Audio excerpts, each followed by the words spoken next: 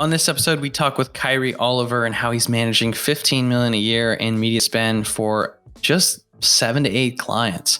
It's an amazing story, and how he goes from, literally charging his clients $500 a month for managing $30K a month in media, to now earning a percentage of the revenue and profit share with his clients. Plus, you'll also talk about a epic poor ad failure and how he ultimately ended up actually refunding his retainer and the ad spend back to a client in just the first 60 days. Super interesting dude, super soulful, and keeps it 100% real. Enjoy the episode. So again, my background's in human behavior, human psychology. Why do we do the things we do? Why do we believe the things we believe? And I use that information, and I literally sit here at my desk in my office with my eyes closed when I'm starting up a project, and I really start to dig into who is this person and what do they need to hear right now to do what we desire for them to do for us, which is purchase a product or create a subscription. And so, like with sports, you start to I think about the kids in high school who were like never on the basketball team, but loved everything basketball. And what else are they interested in? What else does their life look like?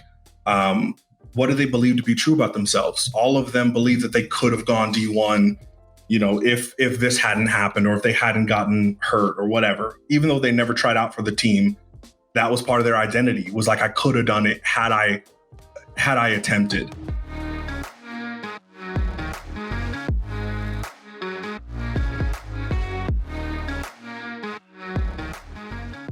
Listening to the Rich Ad Poor Ad podcast, where we break down the financial principles that rich advertisers are deploying today to turn advertising into profit and get tons of traffic to their websites without killing their cash. These advertisers, agencies, affiliates, brands are responsible for managing over $1 billion a year in ad spend. You'll hear about what's working for them today, their rich ads, and we'll roast their epic failures and crappy ads on the internet with poor ads. Let's get into it. Welcome back to another episode of the Rich Ad Poor Ad podcast. This is your host, Zach Johnson. I'm with the one and only DC, Dylan Carpenter. How you doing today, Dylan? Doing good, man. I'm pumped for this one. Dive into some consumer behavior, some psychology. We haven't really dove into this topic too much yet, so y'all buckle up. Yeah, I feel like today's guest is going to really be able to break down every single element that goes into a rich ad. I think even in more detail than most of our other, previous guests. He manages about 15 million a year in media, and really only works with 7 to 8 clients at a time, and he does everything himself, which is rare. It's incredibly rare because most people are trying to outsource that shit. and so I got mad respect for Mr. Kyree Oliver, the founder of Influkz Interactive. How you doing today, man? I'm excited to have you on the show. Thanks for being here, Kyree. Yeah, thank you guys for having me. I'm happy to be on. Dude, so you have an incredible story. I'd love just to get the audience a little bit up to speed about like how did you come from what you're doing before, and how did you end up here where we're at today? Yeah, well, it doesn't make sense. But I played football in college. I was a Division I athlete. I went to University of Idaho. Ended up moving home after a while. Helped my friend run his gym, and then he and I actually both started working with Brendan Burchard at the same time. Anybody who doesn't know, it's kind of like a junior Tony Robbins, but focus a little bit more in the business space. And we just started volunteering at his events. We went to one event, and one of his right-hand ladies said, we need bigger dudes for the front of the room because we're going to grow the events and we don't want people acting crazy. Yeah. And so my friend, who's an ex-NFL player, I'm an ex-college football player, we both just started attending all his events in Northern California, which is where I grew up. And that same friend started his speaking career. I started doing public speaking, and he'd hired a marketing company, this same friend, probably like 6 months. He was paying him like $3,500 a month and then $1,500 a month in ad spend. And it was just kind of to grow a brand. He didn't really have anything to sell yet. And I think it had gotten him to like 30,000 followers on Facebook. And I started making fun of him one day because he had 30,000 followers, and anything he would post would get like 7 to 10 or 12 likes on it and nothing past that. And so I just started saying, hey, maybe time to look into something else, because people obviously aren't responding to what you what you're currently putting out. And then it kind of got serious, like, hey man, do you even know what they're doing? Do you have any way to check that they're actually being beneficial to you? And he said no. And so I started looking in at Facebook Insights and saw that they were buying like clicks and followers from the Philippines and probably just pocketing the rest of his money. And so I just told him, hey, fire them. Let me try to figure this thing out. And if I can, pay me a few $100 a month. Um, and at the same time, I was interviewing a lot of people. I was really trying to figure myself out after college. After anybody who's played sports or especially high level of sports, when you leave, you have this weird identity crisis of I'm no longer Kyree the athlete, so who am I now? And so my remedy for that was I'm going to talk to as many people as possible about their lives, what they've done right, what they've done wrong, what they love, what they hate, what they regret, and try to get a really good view for myself. And I realized as I was helping this friend market himself, you make people feel understood, therefore they seek to understand. And it's kind of this reciprocal thing back and forth. And probably after maybe 6 months, I started to think, I learned about Facebook ads and kind of just heard about it. And then started wondering whether that could transfer over. Can I get somebody to make a purchasing decision based on their belief systems, based on their identity, based on how they relate to themselves and the world around them? And I started going to like 7-8 figure businesses and just saying, hey, let me run your ads for you. If you can guarantee me an ad spend of like $25,000 to $35,000 a month, I'll run your ads for $500. Ooh. And I did that for like 18 months. And I think when I picked my head up, I had done like 24 mil. And I thought that was okay. And then I looked at all the influencers in the marketing space who are doing like $2 or $3 million and were making millions talking about doing $2 or $3 million in revenue. And it was very, very confusing at first because I didn't think I was good at what I did. I thought I was okay.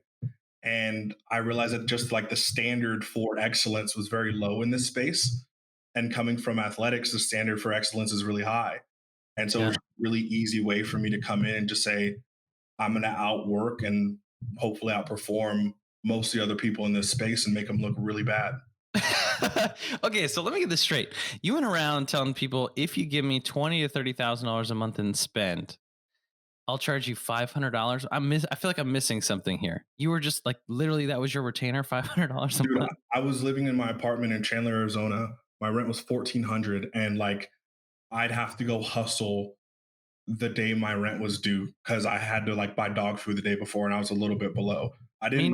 Meanwhile, you're managing like hundreds of thousands of dollars in media spend. Yeah, I got like 5 or 6 companies to say yeah. So I was making like $2,500, $3,000 a month. I wasn't doing well, but I was learning really fast. I was pulling like 16, 18-hour days, locking myself in my apartment, not talking to anybody. Man, that's wild, man. That athlete in you definitely gave you some killer freaking skills for this afterwards. That's for sure, man. There was so much crossover, and I was. Well, you're making up for it now, though, right, Kara? I mean, like, we're getting paid today. We're getting paid today. This episode is brought to you by Funnel Dash's Ad Card, the only charge card exclusively for your digital ad spend. And if you're an ad agency that manages 7 or even 8 figures a year in media and ad spend for your clients, and you're looking to double your profits over the next 6 to 12 months, then check out Ad Card. See, the typical agency model is this. You charge 10% of your spend, you make 10 to 20% margin at the end of the day. So that's really 1 to 2% of your client's spend that is profit in your business. The easiest way to double that is to really find a way to earn in that 1 to 2% cash back of the card that is on file of your client's ad account. And before Ad Card, what you had to do was invoice all your clients for their ad spend up front, which is really difficult on a cash flow basis and very difficult ask. And then you had to put the card on your own Amex or whatever card of choice to get that level of value back into your business. With Ad Card, it's entirely different and streamlined. You simply get your clients on Ad Card and make yourself the agency of record, and you'll get the cash back as long as you're managing the ad spend. It's a great way to double your profit without doing any additional work. Check it out at funneldash.com. So some of the folks listening are agencies, and they're always curious about you know, the high level operators, right, that are doing everything themselves and how much leverage is in that, right? Because Yeah. most people say stack on the clients, churn and burn, hire media buyers, but you have some really deep, client relationships. So, I don't know how much you're comfortable sharing here, but maybe for the other agencies here, like peel back the onion a little bit of like what really is possible as you went from, completely and utterly undercharging to really creating a model that works for you and your clients today. Yeah, it's all just been a learning process, man. I'm 26 right now. I started doing this when I was 21. Started the interviewing stuff when I was 19, and so it was just really like molding and shaping. I was with a business partner for like 6 months, and then we stopped working together. And I built up a team of six. I thought I wanted to do the agency route for a minute, and then I realized quality control is a huge issue with the agency route, and it's kind of a built-in issue when you're not the person who's doing the thing sometimes gets left undone. Um, and so I saw one of my friends who did like a little boutique agency, and he had like one or two employees, and I thought I want to do something like that, and then still quality was an issue. So I just said, hey, I'm going to do it myself. I have the results compared to, again, the market, and so I'm just going to lean all the way into leverage. I'm going to leverage my time, I'm going to leverage my talent, and I'm going to get paid really well per project so that I don't have to manage so many projects. I love that. I love that. So should we get into it? What do you think, Dylan? Yeah, man, I'm freaking ready for this one. All right, man. Let's hear it. What's a rich ad that's working for you right now?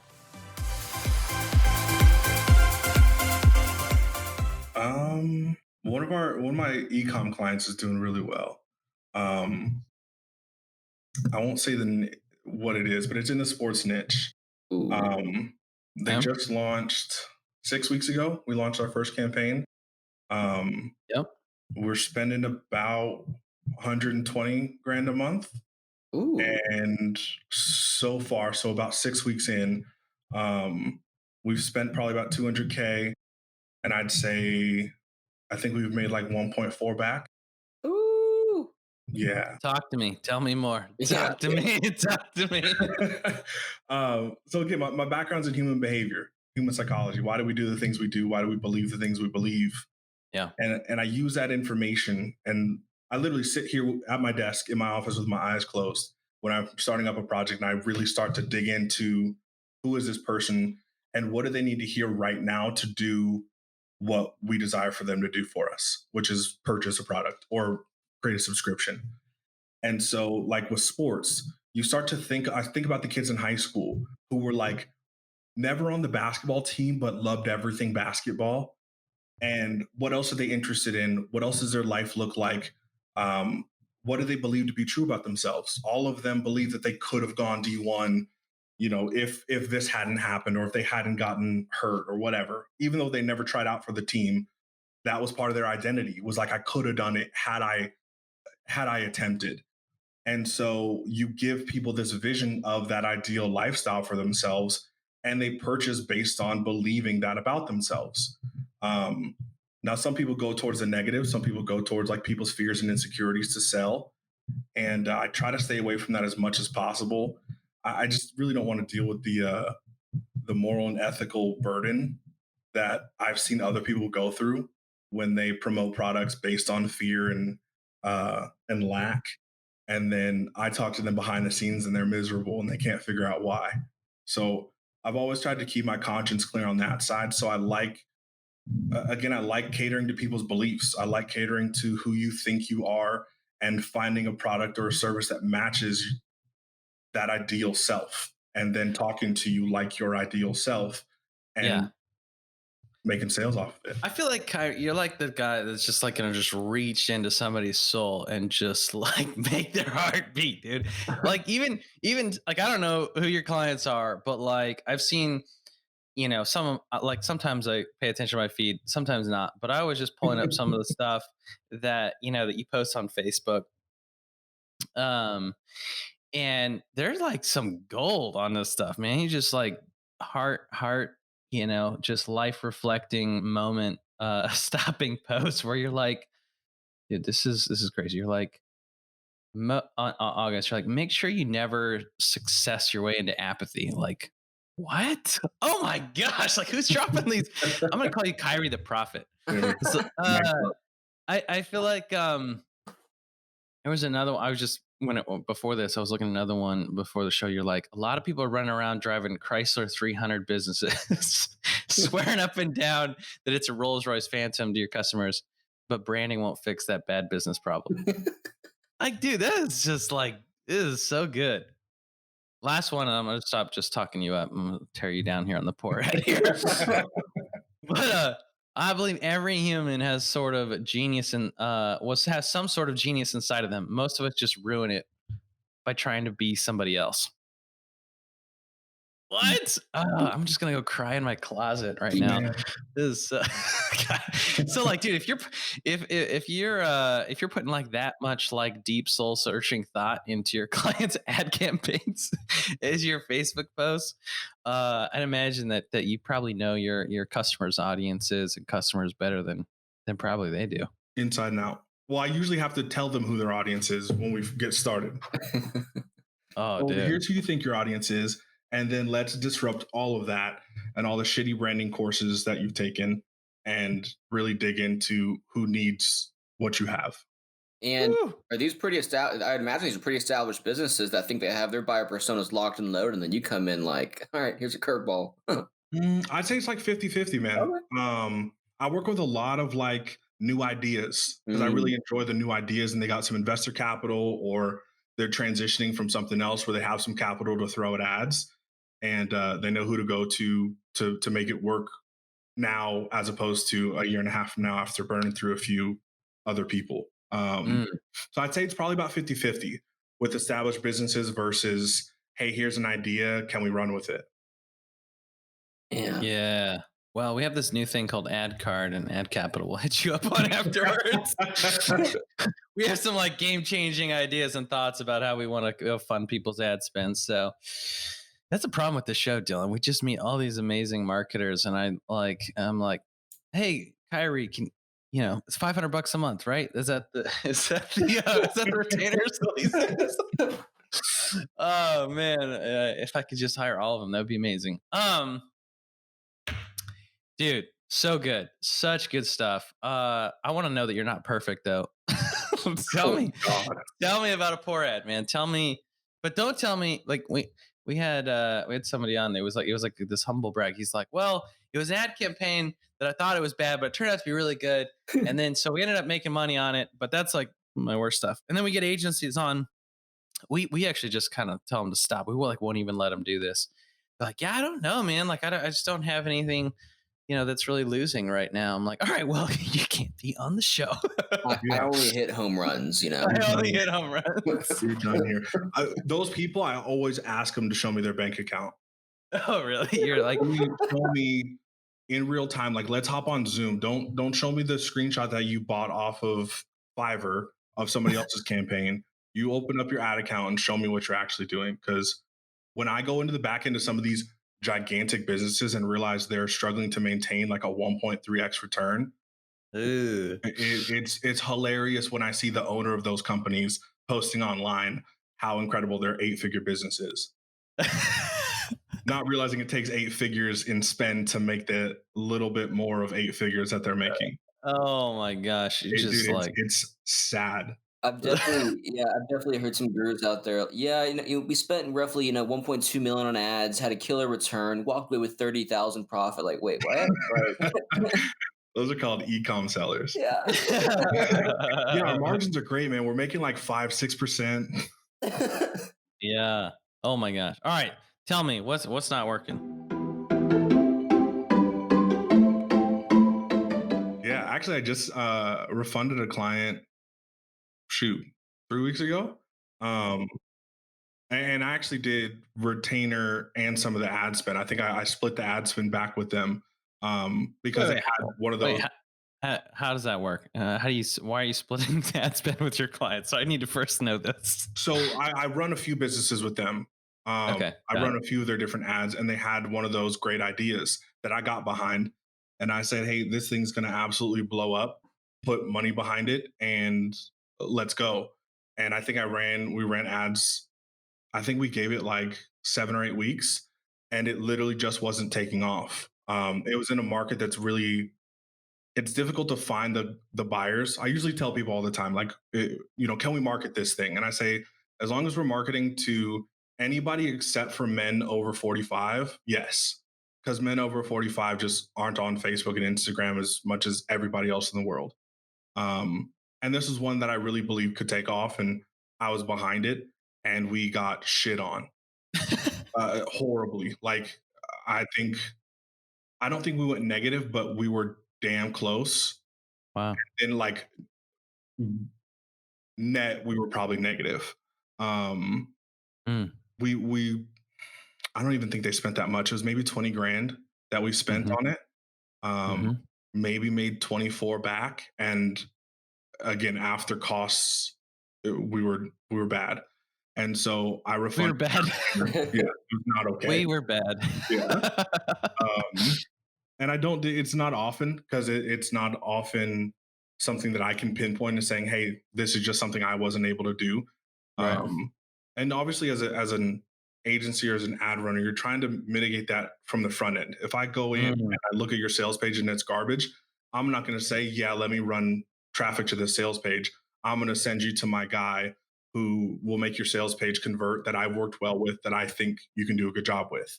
Mm. Uh, I did a few years of that whole, let me only control the traffic and then blame everybody else for everything when it goes wrong. Mhm. And Mhm. it just doesn't fit what I want to do with my business right now. So Mhm. again, I approved the rest of their process. I thought it was amazing. I tried running the ads, and just, like I said, it took a shit on us. Mhm. And so I returned my retainer, and then I think I returned like 6, 7 grand of the ad spend. Again, caveat is I work on other projects and I make a lot of money from these clients. So it was Mhm. something I was okay doing to save the relationship with the client. Mhm.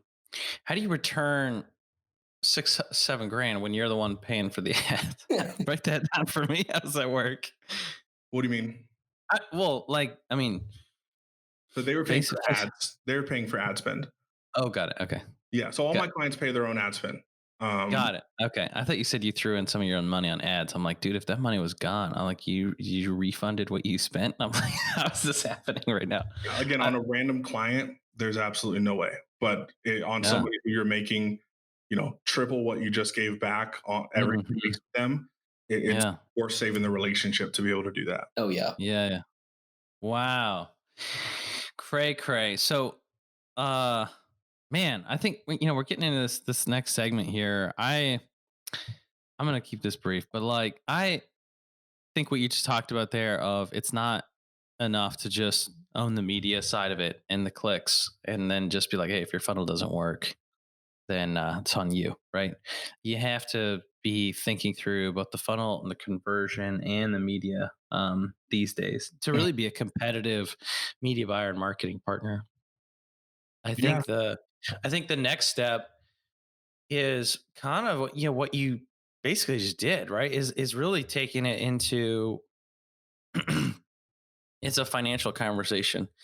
And you have I mean, you basically put money on the line, right? And I think more and more traditional agencies that have just kind of lived and died by their retainers, I Mhm. think you're going to see a lot more, that either help their clients, manage more of their finances, more agencies that are getting more revenue share or upside, Yeah. in the businesses, or agencies that are really just going to put some of their own money on the line and and try to get more than $500 a month.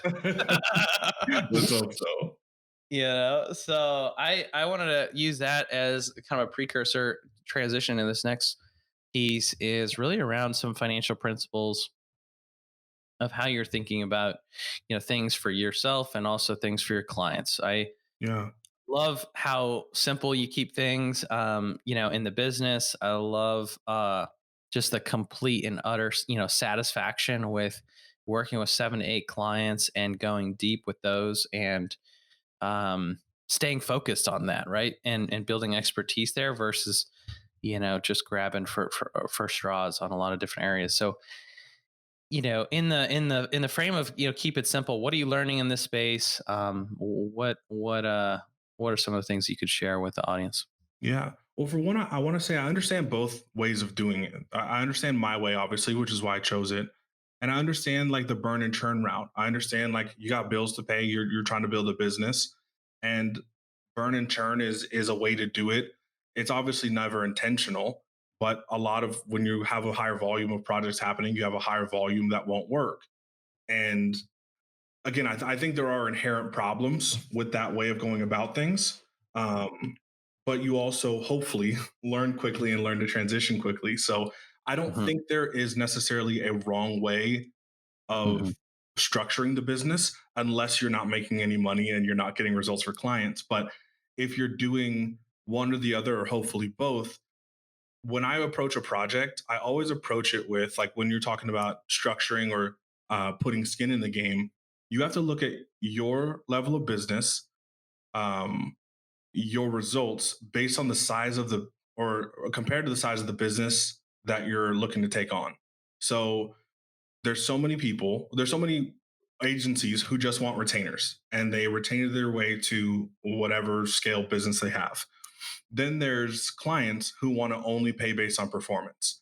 And these two people butt heads all day long and all night long because the clients are tired of getting people who charge a retainer and don't produce results.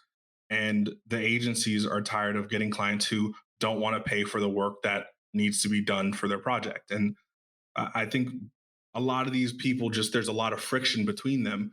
And so what I explain to people when they come asking me for like pricing and packaging is if your results, your previous results outweigh the size of business that's coming on, there's no way you need to be putting skin in the game up front. They need to be paying a retainer.